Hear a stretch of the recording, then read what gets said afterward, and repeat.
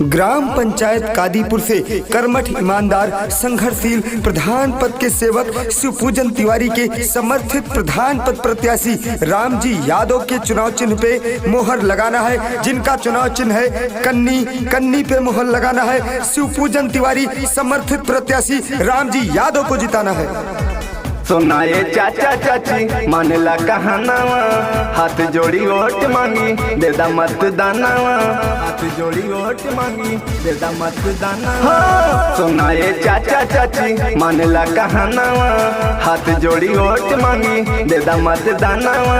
Vote दिया घर के बेटौआ के, हम बेटौआ के शिवपूजन समर्थित रामजी यादव के जिता जी। अब की प्रधानी के चुनाव हमें शिवपूजन समर्थ रामजी यादव के जिता दी। अब की प्रधानी के चुनाव में माताओं बहनों का प्यारा चुनाव चिन्ह है कन्नी। आप सभी का प्यारा चुनाव चिन्ह है कन्नी।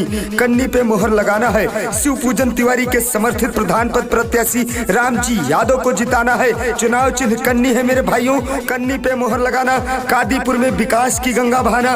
कन्नी पे मोहर लगाना, कन्नी कन्नी गंगा के शान है, कन्नी निशान है। पोलिंग पे जाना कन्नी निशान, वहीं पे मोहर लगाना है कि भैया के विजयी बनाना है, भैया के विजयी बनाना है। गंगा के शान है, कन्नी निशान है। पोलिंग पे जाना कन्नी निशान, वहीं पे मोहर लगाना है। भैया जी के विजयी बनाना है।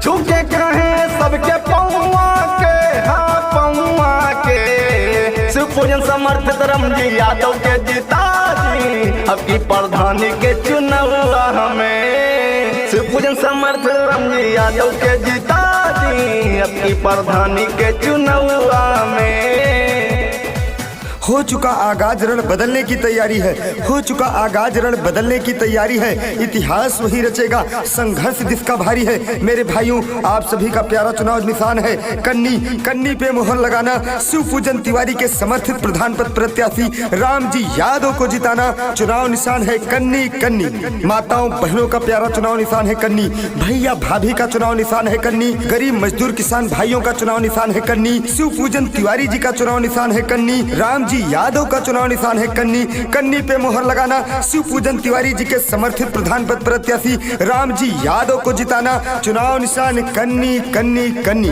जम के विकास होई, केहू ना निराश होई। अपने गम्मा के भैया बहुत ही सुंदर बनई है हो। खड़ंजाया रसीसी लगवई है हो, खड़ंजाया रसीसी लगवई है हो। जम के विकास होई, केहू न निराश होई। अपने गम्मा के भैया बहुत ही सुंदर बनई है हो। खड़ंजाया रसीसी लगवई है हो।